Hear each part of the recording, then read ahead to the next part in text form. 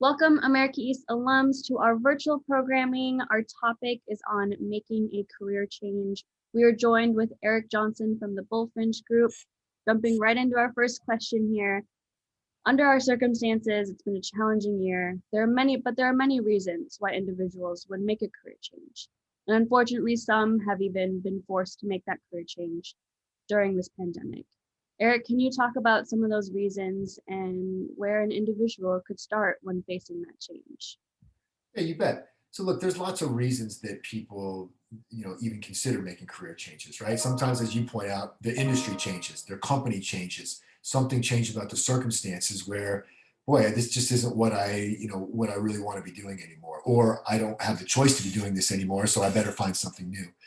I think there's lots of opportunities too, especially in this, so changing environment where people are starting to take stock of what's really important to them, right? Like, what do I really want out of my career, right? And boy, a lot of people are changing, and lots of things things are changing. People are changing. Hey, maybe I can get in this, right? And so I think it's actually kind of starting people's brains going down a little bit different path in a good, creative way, even when they're in a decent situation. But they start to maybe think, gosh, I wonder if this is really what I want to do for the rest of my career. Maybe I should start looking at other options. So look, I think that could start a lot of different ways. And asking sort of like, well, where do you start with this? Number one is having the confidence and opening your mind that, look, you're probably more talented and more connected than you think. And there's probably some really good opportunities out there.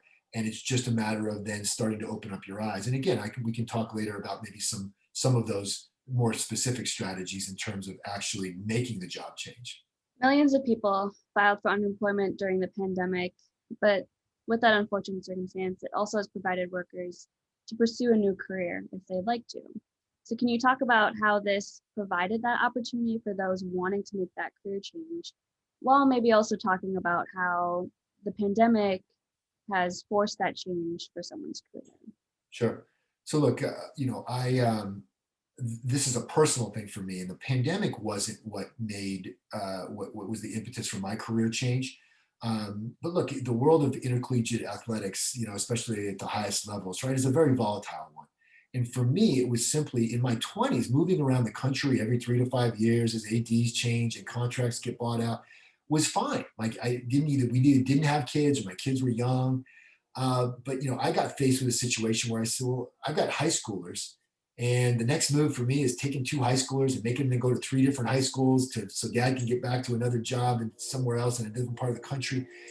I just said, look, I don't think that's the life that is going to be the best for my family, right? So for my own personal situation, right, I said, look, at that level, I was a little bit about basketball and a lot about business development, sales, marketing, PR, recruiting, right?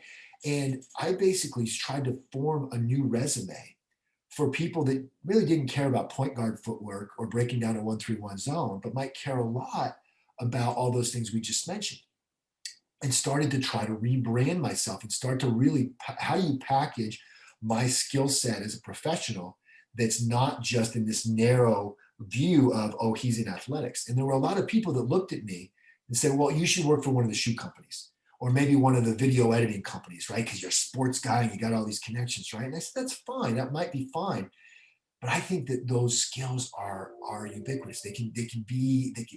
They're important in any boardroom in America, right? And I think there's a ton of people out there that would make any organization better. And the fact that they happen to be in tech sales doesn't mean that they have to stay in tech sales.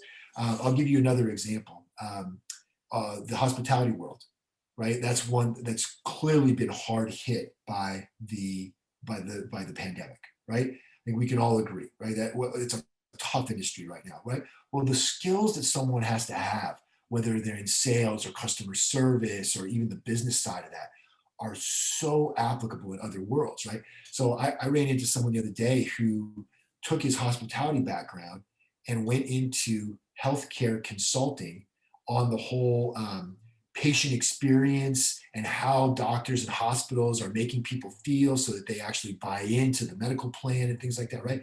And Rich Carlton was his background, right? And it was so valuable in this. So again, I'm a big believer that people from different worlds can transfer their skill sets and be really, really successful, and that there's industries that are actually looking for people that came from outside the industry that bring a different set of perspective, and that if they really start networking and open their eyes, that there's some really good opportunities out there. Now, for those who are wanting to make a career change, what are some of those questions those individuals can ask themselves before committing to that decision? Oh, that's great. It's a really good question. So again, I'm going to speak from personal experience, right? One of the things, and you'll get a kick out of this, when people would ask me when I basically made the decision, I'm probably going to leave college coaching, but I really didn't know what it was that I wanted to do. And that frustrated some people. People would say, well, Eric, what do you want to do? I said, I don't know. It wasn't like I woke up one day and said, gosh, I always loved annuities or corporate real estate I said, look, there's so many incredible people out there doing amazing things that I really don't know that much about. But I don't know what I want to do. Here's what I said I knew I wanted. I said I wanted culture, right? I wanted opportunity where I could make something of myself and be rewarded for my skills and my hard work. And I wanted mentorship. I said, if I'm going to be making a pivot into a new world, I want someone who can teach me to do whatever this new set of nuts and bolts is in a way that's extremely ethical and extremely successful. So I would say it frustrated some people. There were some people that said, Eric, well, I don't know how to help you. Give me a list of companies that you want to get into. And it just, those people and I didn't jive well. But I will tell you, most people said, Eric, that's fine. Specific industry isn't that important. Go find the right culture. Go find an opportunity. Go find where your skill set matters. Go find people you connect with on that mentorship side, and the rest will start taking care of itself. And that's exactly what I set out to go find, and I'm very fortunate that worked out.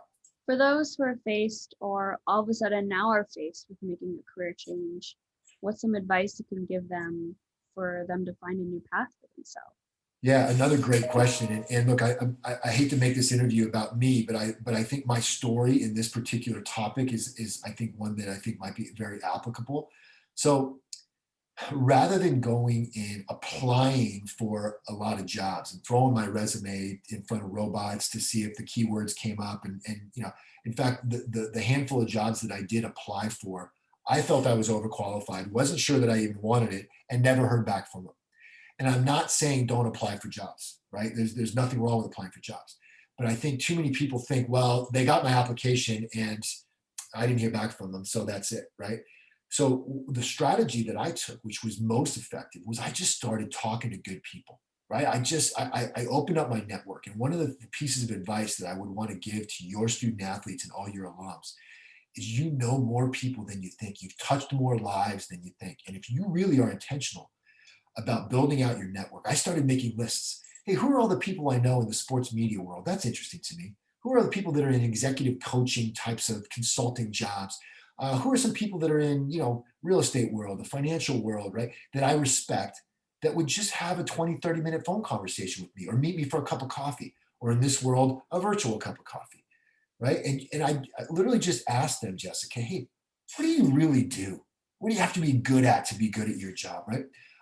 Hey, if you were me, what opportunities do you see? What advice do you have for me, right? And it was amazing. It opened my thinking. I learned about things that I didn't know were a thing, right? You know what I'm saying? Had someone asked me the day before, hey, Eric, what do you want to do? I never would have thought of that thing because I didn't know it existed. And now I learned about it today. And I was like, wow, this is an incredible opportunity. So asking those questions, having those conversations. And what a lot of those folks did, Jessica, was they said, gosh, you know what, Eric, I got to introduce you to. And I would walk away from one of those meetings with 2 or 3 email introductions to a colleague, a former mentor, a friend that they knew, and I would go meet them. And I just started kind of going along that path, and unbelievable learning and unbelievable different kinds of opportunities just sort of presented themselves, some of which were great fits and some of them weren't. But again, it was a very, very validating and I think strategic process that I didn't really know what I was doing when I started. And now that's exactly the advice I would give to people.